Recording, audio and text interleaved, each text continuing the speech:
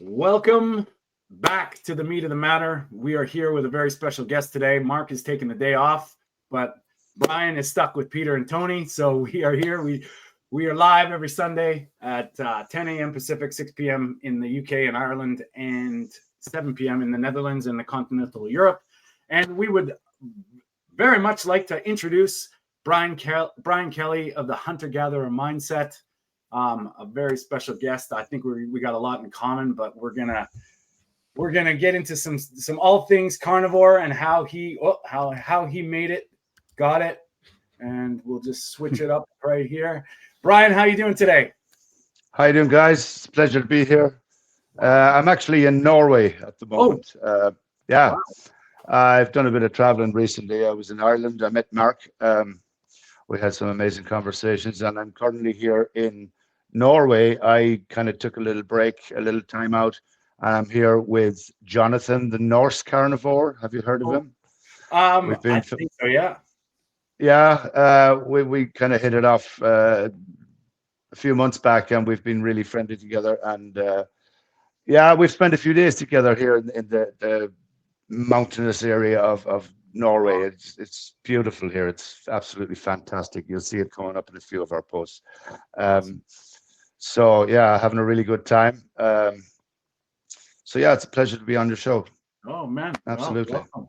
So, well, we might as well start from the beginning. Brian, how did you get into this lifestyle, this way of eating? I know your coach. We'll get into all that stuff too, and yeah, really looking forward to finding out what got you here. Right. Okay. Well, if you've looked at my page at all, you will see that the top couple of pinned posts that are there include some photo. Well, one photo in particular that was taken on a construction site that I was working in Belgium, pretty much 2 years ago now. And uh, even though I wasn't the subject of the photograph, when I zoomed in on it and saw what I had become, you can see my enormous belly, uh, and you can see the inflammation on my face and neck. And yeah, it horrified me. And that was my why moment, as we all know that everybody has one in this community. And, you know, like I said, what horrified me more is that that photograph ended up on a WhatsApp group for the site, and there were 500 people on that. And the thought of that alone really just absolutely aggravated me. And at that moment, I decided I've got to do something about this. There's no way that that guy is going to survive much more. You know, I'm 52 years of age. I should have many more years left in me. And that guy is heading for, sickness and disaster. So in that moment, I said, okay, it starts now.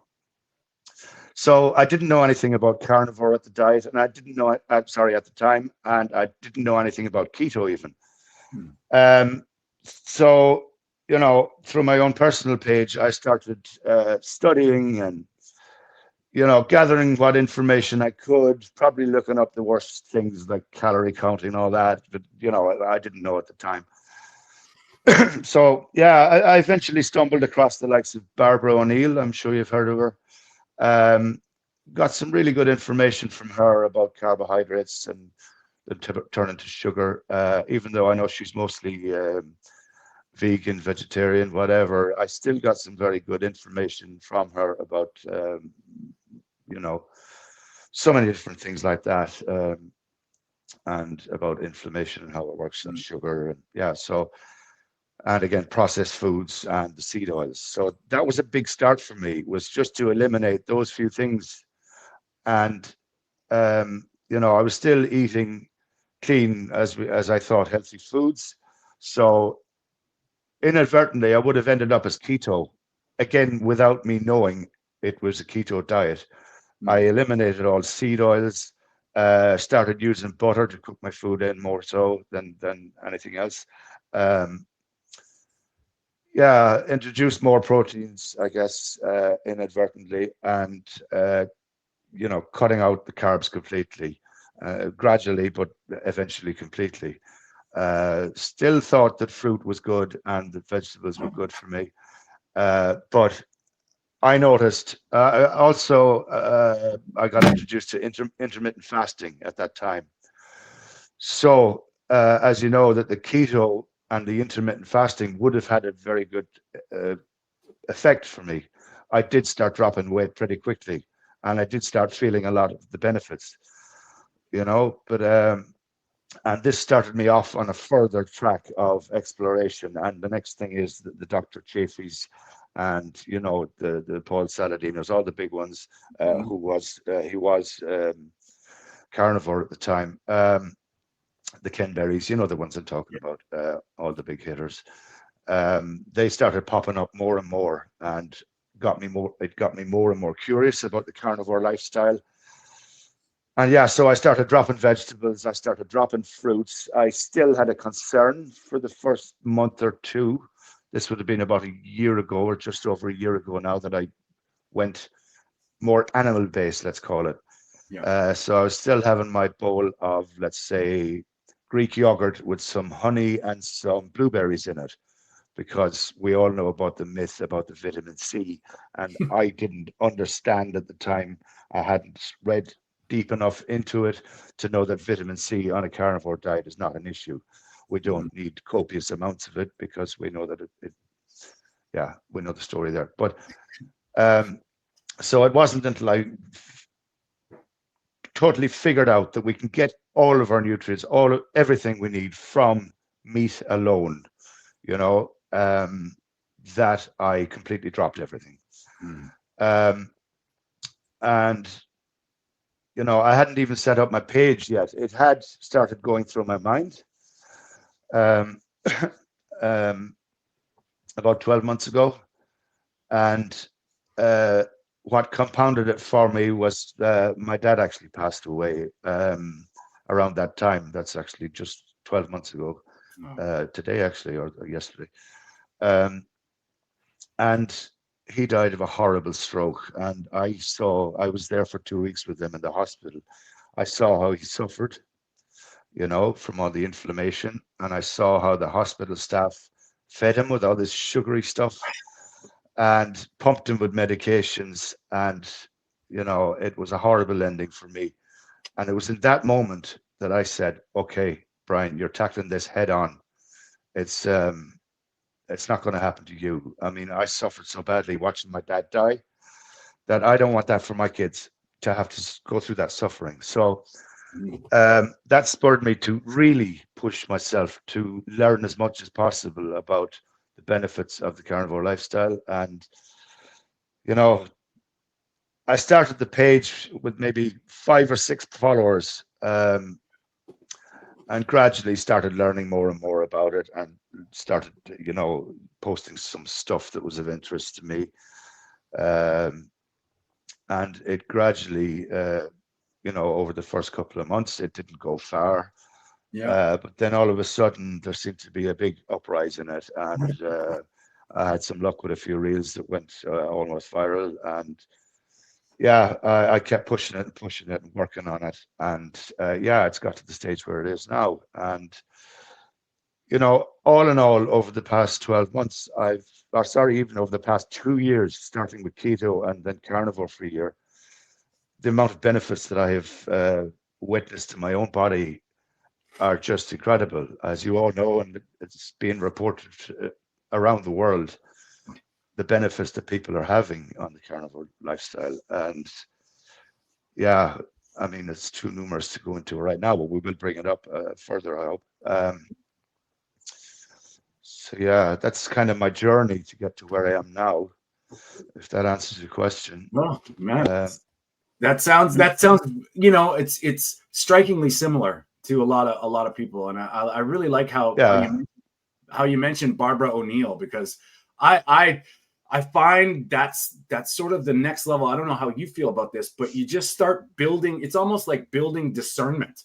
You start to take in things that sort of make sense from the wide angle, and then exactly. narrow in. As you narrow in, you kind of found carnivore like we did. Like all three of us, we were low common carb, enough kind of story. Yeah. keto.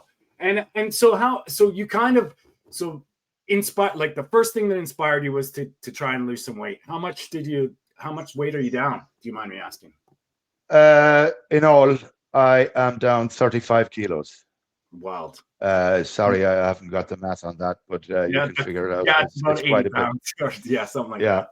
Yeah, it's quite a bit for a guy. You know, I'm not a really big guy, so yeah.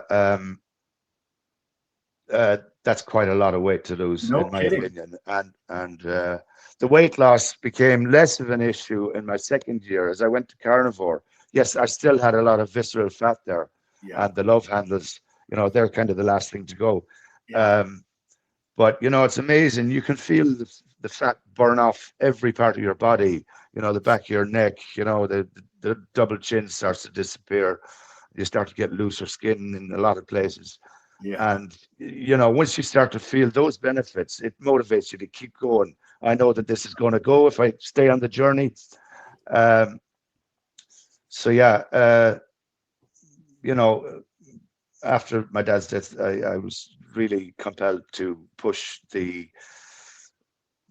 page I have, and also push my own limits on where I was going with the carnivore. I mean, it wasn't just weight loss for me at that point. When I No. turned carnivore, I'd already lost at the end of last year, or this time last year, I had already lost at least 25 kilos of that, Yeah. you know, through fasting and the keto. So most of it was in the keto time. It's only in the carnivore time it got rid of the last of it. So yeah, I mean, both are part of the same thing, really, except that we don't like the vegetables. Yeah. And what are you But, eating right now then? Because you said you went Uh, further, just meat? very simple, very, very simple. I don't go into all these recipes whatsoever. I don't feel the need. Yes, I do them now and again to show people that it doesn't have to be boring, as they say. Some people think it's boring. I certainly don't. I'm happy with a steak and some eggs and, you know, a little bit of variety here and there. Sometimes, you know, if I can see a reliable source of bacon, I'll have some bacon. You know, and that kind of thing. Lamb, you know, simply cooked. Just cook it in tallow and salt it, and that's it for me. Yes.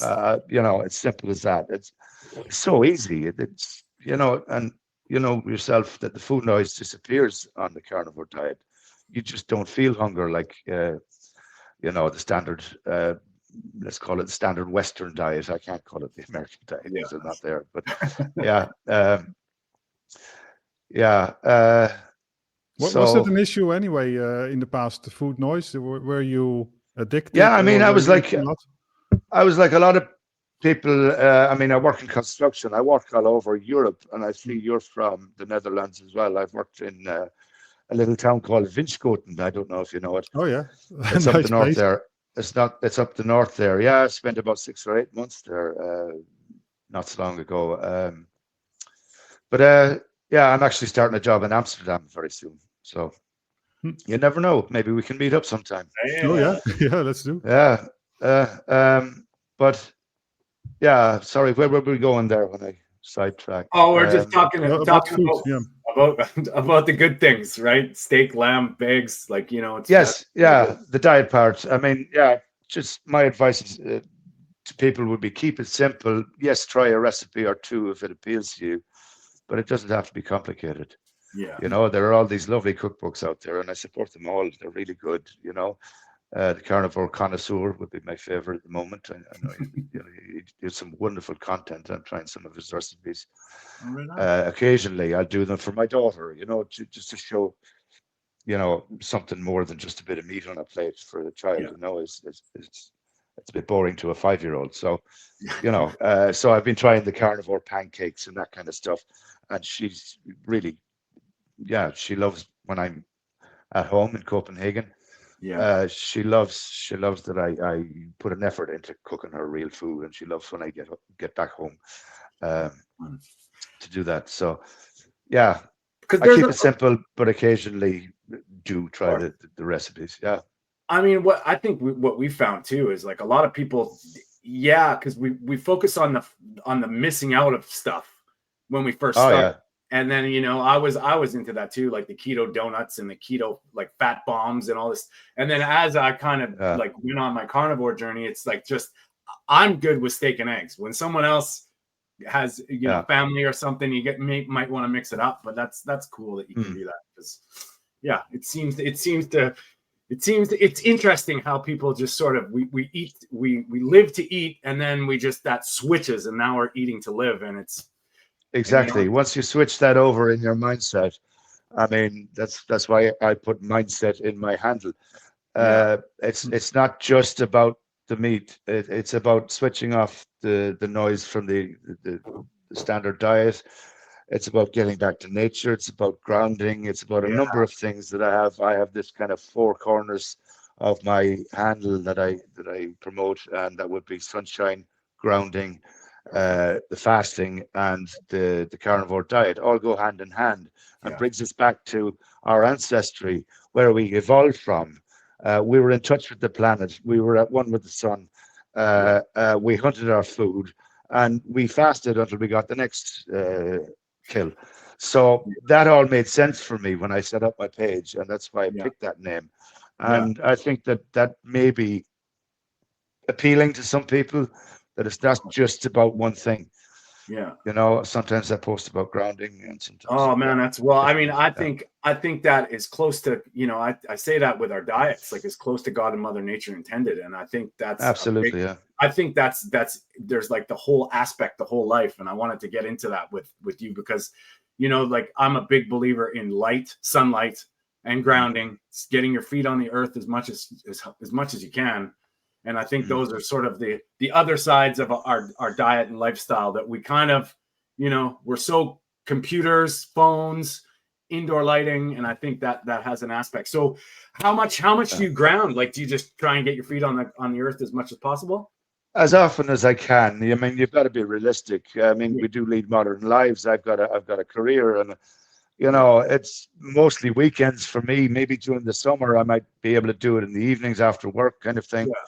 But it's difficult to do in Northern Europe or Scandinavia in the middle of winter, when you've got a bit of snow on the ground, and it's really cold. So much as you'd like to try during the winter, it's difficult here. I am looking into get some of these grounding shoes, maybe like a winter boot or something like that, that I could use during the winter. I'm looking at some products there that I might try out next winter, and let's see how that goes. But during the summer, there's no excuse for not taking the shoes off as much as you can. Yeah, there's no excuse. I've become like a sun junkie. Like as soon as the sun starts shining, if I can, I'm outside, shirt off. Even in the springtime, when everybody at the park's wearing their like in Canada, you can get. I mean, I'm in Vancouver; it's not that cold, but people are in their jackets, and I've got my shirt off, trying to get as much sun as possible. And I think those are the things that are sort of the next level of health and healing. And it's cool. I love that hunter-gatherer mindset, because it's how do you, like you say you travel quite a bit, how do people respond to when you tell them what you're doing? Well, I mean, because I travel so much, the people I meet didn't see me in the previous state, so they take me as I am now, looking fit and agile and whatnot. It's only maybe when I go home or I meet older colleagues that were with me on different projects that they see the big difference. So those people would definitely jump on board and say, Brian, wow, look at the difference in you. How did you do it? And I'd say, well, I never lead with the carnivore straight away. So I lead with, so I cut this out and I cut that out, and I walked and walked and walked, and I did this and I did that and I did the other.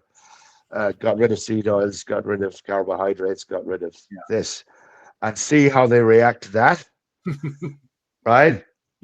And then I'll continue on, and then I cut out fruit, and then I cut out vegetables or whatever, something like that.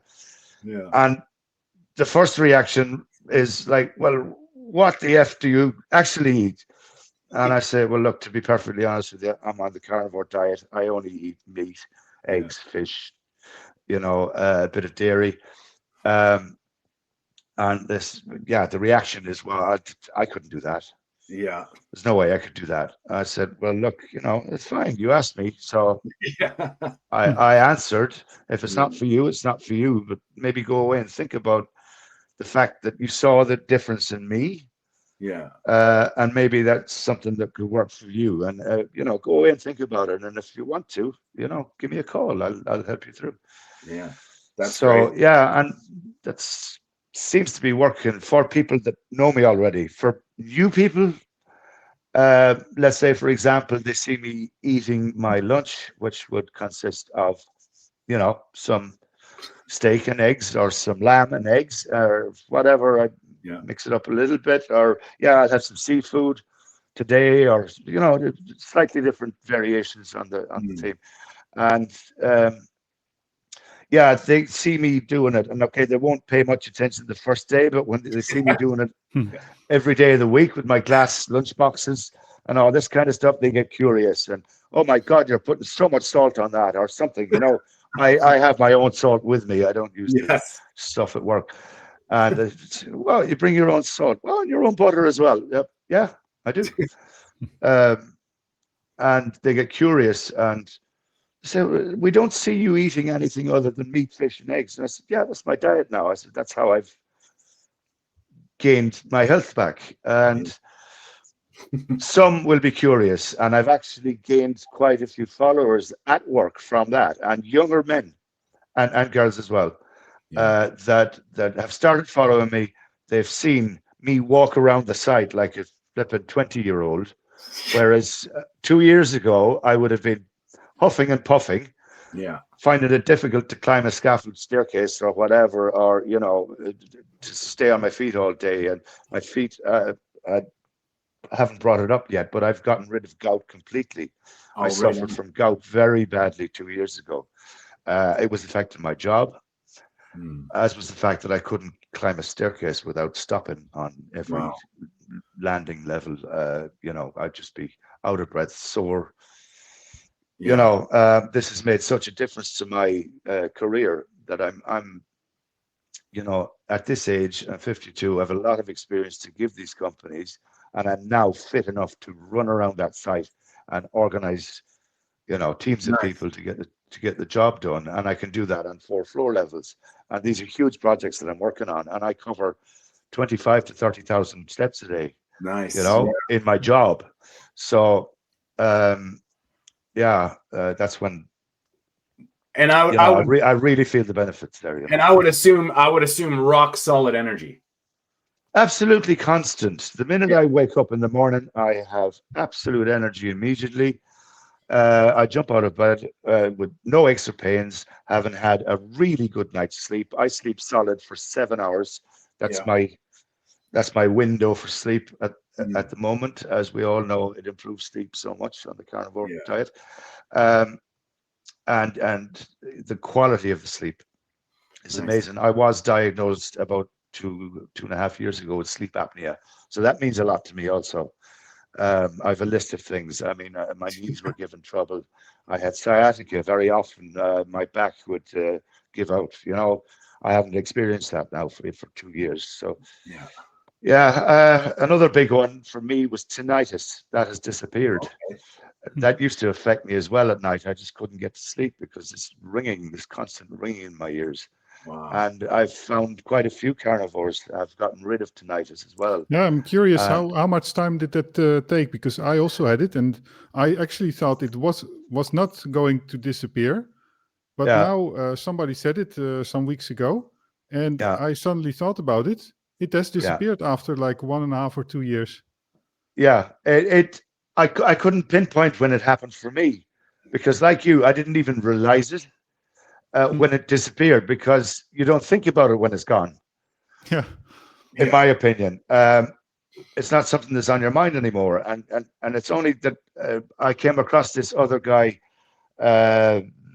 promoting, I don't think he was promoting the carnivore diet, but he had some other way of doing it, possibly keto, I don't know. And I thought about it for a minute, and I just realized, holy shit, mine is gone. I don't remember hearing it for a while. And, so I can't pinpoint, I would say about a half a year into Carnivore, so about 6 months ago, before I actually realized it, but it could have been before that. So, well, that's you guys, like that kind of reminds me of something that happened to me. I mean, I guess I was about 2 years into into being a carnivore. And I found all these things where like you don't realize it. And then all of a sudden, I don't have dandruff anymore. I don't have toenail fungus anymore. I don't know what the hell. I'm not cold anymore. Like, oh my God, I don't sweat anymore. And it was like, and I don't stink when I sweat anymore. There's not. And I mean, actually, it's funny that you say that, Brian, because I don't know if you noticed this. Once in a while, if I'm somewhere, I'll have like, a vegetable, just because sometimes I try it just to see what it does. And we all have those moments where we say, oh, what would happen if I try a little bit of this, because it's there. And I find that's when I would have some odor. It's wild. It's like, and it's almost like, it doesn't happen very often, but it's like interesting. But I think my gut will normally tell me within an hour or two, you shouldn't have done that, Brian. You can feel it straight away in the gut. Yeah. It's amazing when you're a little while into Carnivore that your gut microbiome, that everything changes in there, and it's now suddenly healthy, like it's as it should be. And it doesn't like when you have some, I don't know, biscuits or something, or a vegetable or fruit. It doesn't like it anymore. No. I've actually thrown up some things. It just throws it straight out again. Wow. Believe it or not. Yeah. And do you find so you feel things right away now? And because like what do you feel about the argument? Okay. What do you feel about the argument? You've been doing this long enough. Well, that's just, you're not used to it. That's the problem. Yeah, I don't want to get used to it. I love the way I'm feeling right now. I mean, why would I want to get used to something that I know was doing me damage all along? Yeah. So no, my gut is very happy with what I've introduced to it. Yeah. And I'm thriving on it. I mean, really and truly, guys, I'm 52. I've just started sprinting occasionally now. Way to go. I mean, I wouldn't have dreamed of that even 20 years ago. I wouldn't have dreamed that I'd ever be sprinting again. Yeah. It's something I've taken up because it's kind of part of the hunter-gatherer thing. Exactly. The quick sprint, yes, I feel is doing my body a little bit of good, and the joints and everything. And it's the whole fight or flight scenario with that goes with my theme. And it's something I do occasionally when I get the time. It's just, not go for a long jog. I don't do jogging. No. But just break into a sprint and stop. That's Take awesome. a breather, break into a sprint for 20 seconds and stop. Do that 3 or 4 times and then leave it. And, I do that occasionally. Because I feel the same way about I think we should be moving fast and lifting heavy once in a while, but really it's a survival mechanism. Like when we would either have to run to an animal or run from an animal, and we'd have to get up a cliff or get up a tree or something to hide or hunt. And I think those are instinctive things that start coming online the further you go. Absolutely. And then you got to carry that hunt home. So the heavy lifting is part of it. Now, I haven't really gotten into that yet, but I do intend to. Yeah. My focus was on the health aspect. Yes. And I've gotten to that stage where it's not going to do any more for me now. Now I want to start building muscle. Yeah. Because as we know, muscle is key to longevity. And that's the whole point of what I'm doing here. And I'm going to start doing some mild calisthenics and some, just resistance training to start off with, and maybe eventually start doing some heavier weights. Yeah, that's my plan for me. I think that's a big thing about like, I mean, with my sort of tenets one is movement. I mean, you'd move to what you can do and exercise to what you like. But, when you were looking at, it's nice that you're looking at from a survival mechanism, actually what we would have done, what we would have had to do. We wouldn't be like, I think we made a joke last Sunday about there'd be one marathon, there'd be one village communicator that would be running long time. But other than that, everybody would be doing like necessary exercise as opposed to Yeah, exactly. Yeah. They would have been doing a lot of long distance walking, and then when they find the animal, they'd be doing the sprinting. yeah, exactly. Or as you say, running away from the lions or whatever. But right. That's great. yeah. So That's you're my hypothesis. You're 52. How do you? Yeah. Do you have any words of advice for dads out there? Like, because dads, I'm pushing 50, and I feel the same. We're pretty much in line, but just all the guys that are sort of looking at this going, Yeah. One thing that annoys the hell out of me is the fact that the dad bod has become, such an iconic thing. It's not necessary to have a dad bod, and I found it easy to get rid of, relatively easy to get rid of, and it's like people call it a beer belly. I don't see how. Maybe it's because of the carbs. I don't know, but it's not. It's a carb. It's a carb belly. It's a bloating from vegetables and bloating from grains belly. It's a visceral fat belly, it's in my mind, it's not acceptable to just sit back and say, "Oh well, I've hit 40 now. This is just the way life is. All the other dads are the same, so I'm just going to sit back and just enjoy my McDonald's on the sofa with my soda or whatever." No, it's not fucking acceptable. Sorry, excuse the French, but it's not acceptable. You're the father figure in the household. Get off your ass. Be a role model for your kids. Don't just sit back there and accept fate. I would say, start off nice and slowly, get some information. Hopefully they're lucky enough to stumble across the likes of the keto or carnivore diet, and get back to nature a little bit, and get off your ass and go for a walk. Switch off Netflix, get your head out of flipping TikTok. You're supposed to be the hunter in the family. Get out there, get rid of all these snacks that are in your cupboards, because I'm like, geez, when you see people's cupboards, my own mum included, the shit that's in there, man, it's just unbelievable. You see the shopping trolleys. I mean, I don't really go into supermarkets that much. There are some essentials I need to get in there in the supermarkets, but not that much really. I tend to do my shopping from regenerative farms as much as possible, from farmers markets. It's another thing, or a reputable, let's say, organic food shop or something like that may stock eggs and meat. So it is possible. It's just a matter of getting off your backside and get on with it. You've got to be there in later years for your kids. Yeah. Well, what are your thoughts on when they say? I mean, you're getting your carnivore chopped in now, a couple of years. What do you say to the people that say there's no proof, there's no study about longevity with the carnivore diet? So I guess so. But look at Rancher Maggie. Yes. You know who we're talking about? What, she's in her mid-80s? Yeah. Yeah. She looks like she's in her 40s, really. Yeah. And that's not exaggerated. No. So I mean, if anyone wants a study, just look at her. Yeah.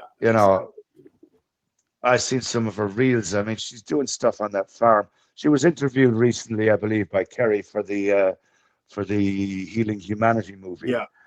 And the guys reckon that they couldn't keep up with her on the farm, and some of the camera crew were half her age.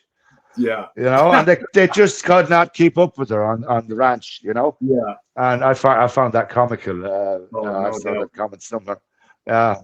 Imagine. Well, it's, on a smaller scale, both of us have felt that with work. Like, I've seen kids half my age, and I'm just looking at them chowing down on their sandwiches, and I'm like, and you're breathing and you're gasping for air and you can't move, and it's like, holy cow. I mean, along with the construction site element of my job, there's also quite a lot of office staff that are stagnant all day behind their desktops, and they can barely fit in those swivel chairs with the arms on them. You've got the fat coming out through underneath the arms, and you can see the pain in that chair trying to hold them up. But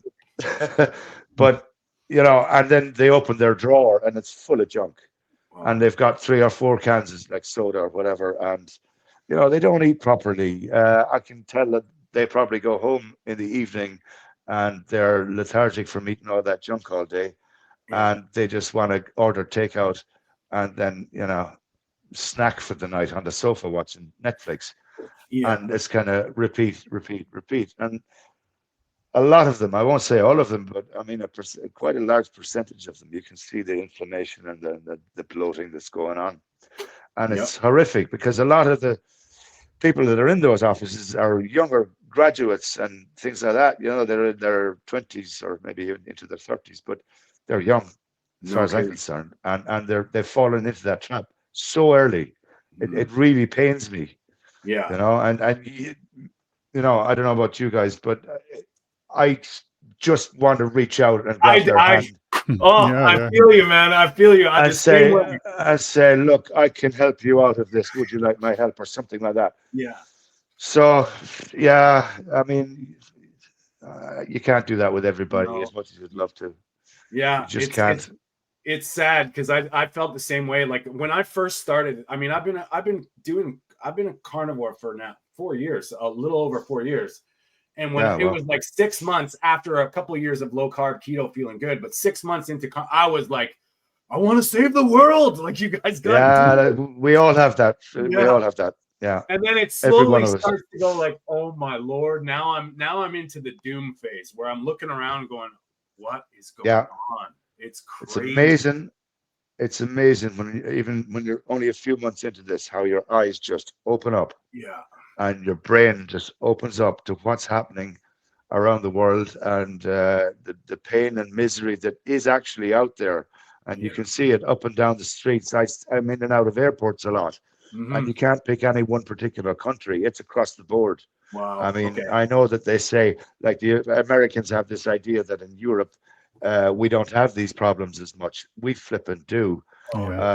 We do, and I've seen it in any country I've been in recently. That's the no doubt. I mean, and it's I don't think it's getting any better. Like, this is. I think the whole point behind it is that we might have slightly better junk food. That's the only difference, really. Is that we might have slightly less dyes and stuff like that. And, better shitty ingredients, right? Like, exactly. So cut all that out, guys. Yeah, no doubt. So you see that, like, I guess, traveling around Europe, that's a great observation, because a lot of people, we get put into boxes. I mean, me being in Western Canada, I don't really see much of the rest of the world, but it's happening here. Like, it's unbelievable. I mean, I go for walks in supermarkets, and it's not judgment. It's I'm observing. Exactly. Yeah.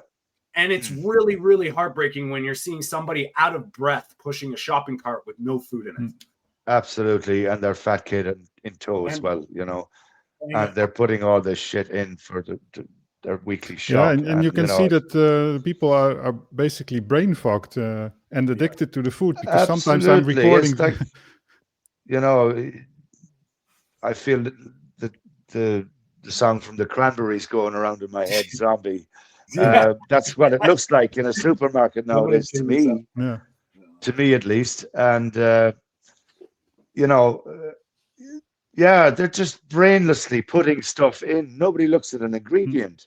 I've stopped looking at ingredients because I stopped quite a few months ago from buying anything with ingredients on it. So I don't. Sometimes now and again I say, oh, that's a new product, what's in that? Maybe I'll do that, but immediately throw it away like that. So shopping, I head straight for the backwater and the dairy and meat section. That's it, and straight out again. So, and Brian, just to switch a little bit of gears, I know, like when we saw a clip on our show last Sunday with you talking to, I can't remember what his name from India. We talked about this before. His name is Ankur. Yeah. About Bovaer and what your observations were about. I think you were talking about Denmark. Yes, that's correct. Yeah. And what's going on? Because I know it's like it's becoming, once you start hearing about it, it's going to be like, promoted and pumped everywhere. But what was exactly? You had some interesting thoughts on it. What was? Yeah, well, it's there's a couple of different angles to it. It's not just the Bovaer. It's the fact that Denmark announced that they're going to be the first to introduce the tax on the cows, like the carbon tax on cows. I mean, how ridiculous is that? I mean, regeneratively raised cows they sequester carbon and all of that. It's absolutely ridiculous that these people are brainwashed into thinking the cows are the problem. Cows are the flippant solution, guys. Yes. Come on. It's your seed oil factories that are making a mess of the planet and all these other massive industries, the pharmaceutical industries, Well, I think that's a whole, so that's one part of it. Yeah. And then this company called Arla, they're a huge dairy company. They produce Lurpak, and Peter, you'd probably see them on the shelves as Arla products as well. I've seen them in the Netherlands, the Arla products. They have across the board, all the low fats and all the shit. Spreadable butters and all that kind of stuff. So I don't touch any of that. But with companies like Arla, I always say that you have to look at all of their products. And so they have milk, let's say plain milk, so you could say it's healthy, but look at their other products. And if there is unhealthy stuff with 10, 20, 30 ingredients, then you basically know the intention of the company. And Arla is one, Campina in the Netherlands is just the same. Yeah. I mean, Arla make Lurpak, did I say that? That's worldwide, as far as I know. It's on every airline. It's everywhere around the world. And that scares me because that spreadable Lurpak is 25% rapeseed oil or canola. It's, basically shit like. But they have forced dairy farmers in Denmark that supply their milk to them. They have forced them to feed this Bovaer to their cattle. I'm not sure whether it's fed in the food. Yeah, I think they distribute it like percentage wise to every how much food they put it in. I think they shake it through the food or whatever. It's an additive. Yeah. And they are forcing them to add this to reduce the carbon footprint of the company and that kind of stuff, which is ridiculous. Yeah. And the Danish farmers are kicking up so much at the moment. I mean, they're protesting like crazy, and I'm with them. I've boycotted all of Arla's products. I won't buy a thing from them. Okay. And the sad thing about it is that these big dairy farmers, they're not really regenerative at all. They are feeding grains, to supplement and fatten the cattle and whatnot. And that I'm not into. But there is a movement towards regenerative farming.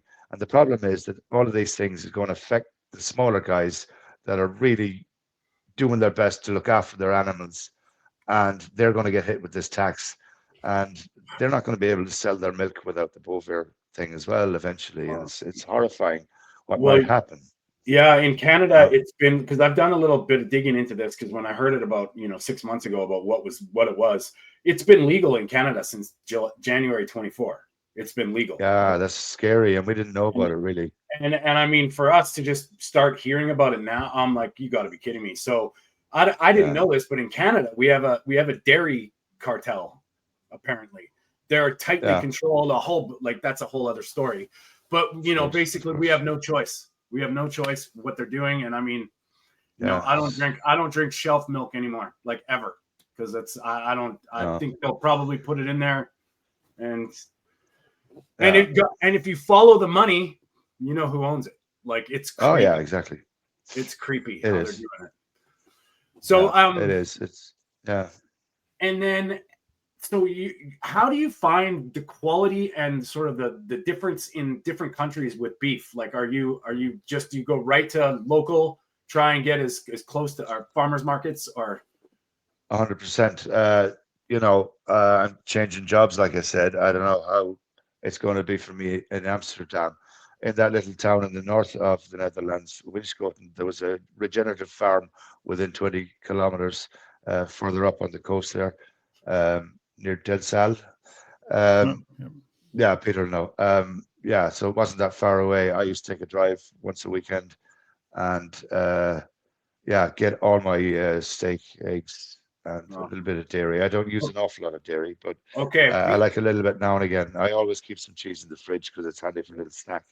But it has to be raw dairy if I can get it at all. So I'm lucky in that respect that up to now I've been okay at where I'm working. In my home in Copenhagen, there's a regenerative farm not far out the road from me. I can order from them and pick it up on a Sunday at the farmers market, or take a chance that they have enough stock at the farmers market. I need to be there at 10 a.m. when they open and clean them out.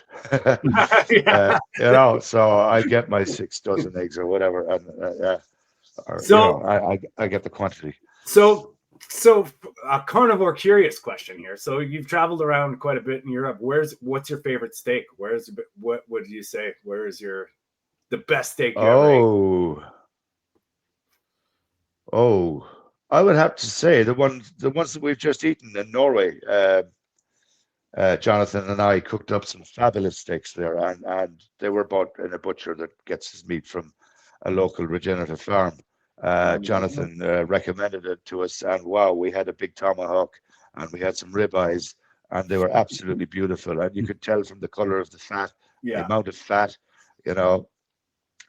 so I would say the one I had today was the best. Right. Yeah, so Norway gets my vote on that. Right on. Yeah, that's interesting. Absolutely, yeah. But that's not to say that there aren't really good steaks. I've recently sampled some steaks from Finland that are produced in the same manner, and they ended up in Denmark in a supermarket that promotes really good meats. And they're 3 times award-winning gold medal standard steaks, and they were really good as well. So I'm not saying that that's the best. You asked me what's the best I've had so far. Norway is the best, but everybody else has that meat out there. You just need to find it. Yeah. And how do you prepare your meat? Is it medium rare, blue rare, or even raw? At the moment, I'm medium rare. Oh, yeah. Okay. Yeah. I've come down as I've gone into the. Oh, so you were well done. Were you well done? I was at well done for a long time in my life. Yes, I was. Awesome. Yeah. But I mean that's an Irish thing. It's just the fear of it not being cooked is a big thing. I don't know what it is. It's an Irish thing. I grew up with it, but of course, as you all know, we can eat everything raw. It's just once you have to break away from that doctrine that you're raised with, It's interesting. It's funny how, especially around the world, people are like all about sushi. They eat raw fish, but then you say to somebody eat raw beef, they're like, "Woo!" It's like, are you kidding exactly, me? exactly. What's the difference between raw fish and raw beef? I'm not. I won't say that I'm a huge fan of it myself. I can see that there are benefits to it for people. And Jonathan, that I've just spent a few days with, he eats mostly raw, even though because I'm with him now, we've cooked up some steaks kind of in between both of our palates, and it worked okay. And he's okay with eating my ways. No, that's good. It'll go up very shortly. We had a big open fire griddle. Oh wow! Slapping the steaks on there. Eating it with daggers and stuff. Oh man, you're making me jealous here. Like that's. I'm here. I'm overlooking a fjord here, and way up in the mountains. It's just amazing. It's amazing to sit there with a board, looking out the window, and you're looking out on a beautiful fjord. It's awesome. It's the best few days I've had in my lifetime so far. Oh, to be honest. well, that's good. Yeah, That's some yeah. It's hunter-gatherer pretty, ancestral stuff, right? exactly. Yeah, we've posted some funny stuff as well about that, but we will get to it. Yeah, so keep an eye out for that. Yeah. So Norway gets my vote so far for the That's for the cool. steak. That's really cool. And I mean, obviously, that's probably something. I would love to go around the world and just, I don't know. I'd probably be every steak you have, you'll be changing your. Oh, this is the best. Like, you know what I mean? That's good. I've got an idea for the caption for that: "Around the world in 80 steaks." Yes. And I bet you there'd be a lot of people signing up for that. Like, no. Yeah. That's a whole series in itself. Yeah. There, right? Steak What do you wars. reckon? Okay. But Yeah. I mean, Okay. I want the rights on that. Sorry. that's it. Well, Brian, we don't want to take up much of your time. I know you're probably having the time of your life. We really appreciate you taking the time out to come and share and hang out. Oh, not at all. It's a pleasure, guys. An absolute pleasure. When you get back to where you're at, and come on, and we'd love to have you come on a Sunday and maybe co-host with us, like just hang out. Oh, no problem. Where we get into a little bit more of the audience participation, and we kind of critique some people. And I think this week we're gonna have some fun with it. Yeah. And I don't know if you. Go ahead. I don't know if you know, I'm in a group called the Carnivore Community. It's a chat group that we have, but we've now started spreading that into lives. Okay. And where 4 or 5 of us come on and we come in and drop out, there's about 25 of us in the group. Awesome. And we're really starting to kick off for that as well. So, cool. And we'll be looking for guests as well. So maybe you can join us sometime too. Anytime. You guys, awesome. So yeah. It's nice when we can talk meat, and you just get that carnivore smile. Everybody knows like, well, I just had a great ribeye. Yeah, exactly. Yeah. And where can people find you, follow you, and just let everybody know where they can. Yeah, at the moment I haven't really spread much from Instagram. Having a very busy career. And also I'm studying to be a coach right now, and having so much going on in my life, and having the Instagram take off so well, I don't have time to fit in all the other things as well. I just don't. So for now, you can get me on Instagram only, but for now only, right? I do intend to maybe spread eventually. I just don't have the time for it right now. No doubt. So that's it. You get me as the hunter. Sorry, not the hunter. Just hunter-gatherer mindset. I have it up there on the screen. Awesome. Man. So that's where you can get me. Well, Brian, I appreciate all the good stuff, and I mean, I really all your content, and it's your story is important, and I mean, I think in this world, hearing guys our age that are doing it and that are real and not doctors, not scientists. For our own reasons, and just trying to share this message and get people inspired that there's hope and you can heal, right? Well, I'm not sure about you, but I'm pretty certain on this carnivore journey, what you learn about your own body is phenomenal. It's unbelievable. There's no doctor could have told me all of these things anywhere, no matter how many diplomas or how many years study you've done. There's no way he could have told me that this was going to affect me in this way, that you might never need medications, hopefully, touch wood. Yeah. But, of course we need doctors. Well, I'm going to need them for something, if I break my leg or whatever, have a car crash and whatever, of course we need medical professions, but they need to know more about this kind of thing. Yeah. And luckily enough, we have a lot of doctors that are really big influencers now, and brain surgeons and heart surgeons, and all of these they have realized that we are actually speaking the truth, and they're turning their back on the medical industry that has screwed this, wonderful Homo sapien population of the planet. That they've screwed it completely. Yeah. And I mean, and that's maybe something we can come back and have a chat one day. We'll talk about all the climate, all the cows and all that stuff. Cause I mean, I've heard what you say about it, and I'm on the same boat, man. It's ridiculousness. And when you try and Absolutely. have a conversation with somebody that is just indoctrinated and brainwashed, it's like you can't even use logic. Like they just don't don't see it. I mean, we're all probably all of our countries are dealing with some kind of, government agenda in some way, shape, or form. And it's all based on this climate change crap that doesn't even have to be, and it's wild. So, man, we'd love to kind of have back, because we kind of don't want to delve into the political side of things too much, but this is real life, and we all have to start doing something, and it's or else all of our ways of eating could be taken away. And that's what scares me, to be honest with you. I don't know how you guys feel about this, but just before we go, is people are so unaware that when this gets taken away, they're going to have no idea what to do. And I mean, you're just going to be eating bugs. Like, I mean, that's the way it's going. Beyond meat and bugs. Yeah. Or beyond burgers, whatever it is. All this processed crap. It's just more processed crap. Yeah. It's scary the way it's going. Yeah. Well, it's guys like you that inspire guys like us and everybody, and let's we get the word out together. And man, we really appreciate it. Peter, do you have anything? No, I love to hear your story, and have some nice holidays. How long are you still staying there? I'm going back tomorrow, unfortunately. I'd love to spend more time here, but I'm starting a new job on Monday, so I've got to get back and get ready for that. Man. Well, I said it to Jonathan in the kitchen earlier. I said, wow, I wish I had done this way sooner and for a longer time. I've been here 3-4 days, and it's not enough. I mean, we sit up late at night having just carnivore conversations and ramblings and learning from each other, and it's fabulous.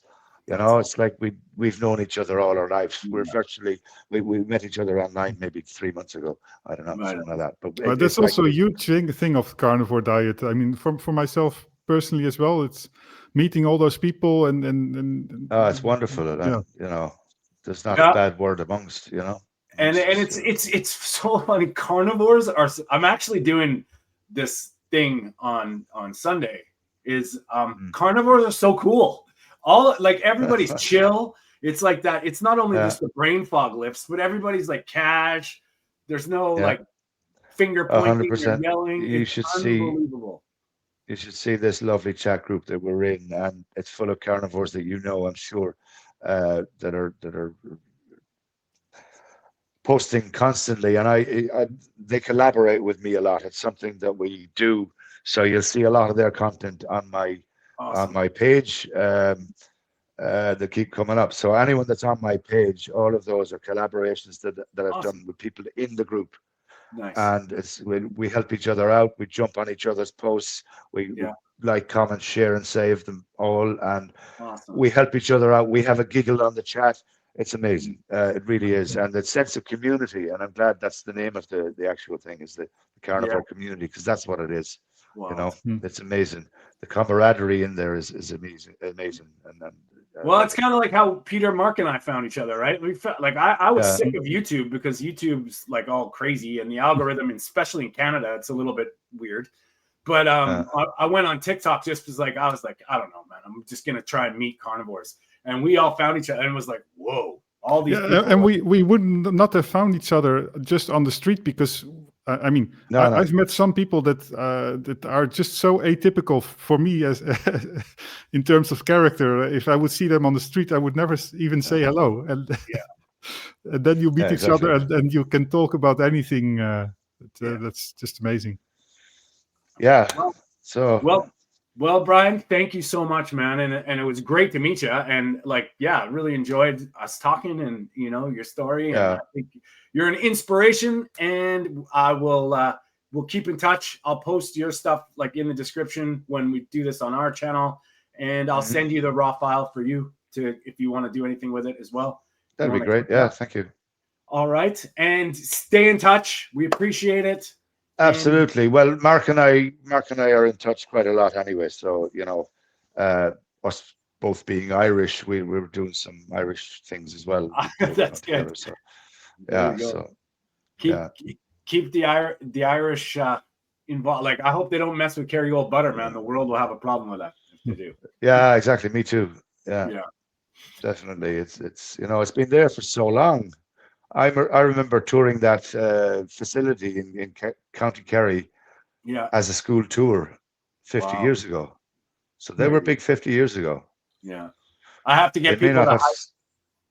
people hijack it Yeah. from our people get it from the States for me because we, for some reason, our dairy cartel, we don't get imported butters. So I'm like, everybody goes down to the Okay. States to pick it Yeah, up. I can't get it in Denmark either because of the Arla cartel. Wow. All right. Well, we'll have to have a conversation about that stuff another day, my friends. Yeah. But, man, It's thank been you really so good much. talking to you guys. Yeah. Yeah, man. And hey, Been a real enjoy the pleasure. rest. I hope your next ribeye is as good as the last one, if you know what I mean. Thank you very much, guys. It's been a pleasure to talk to you. Thank you. All right.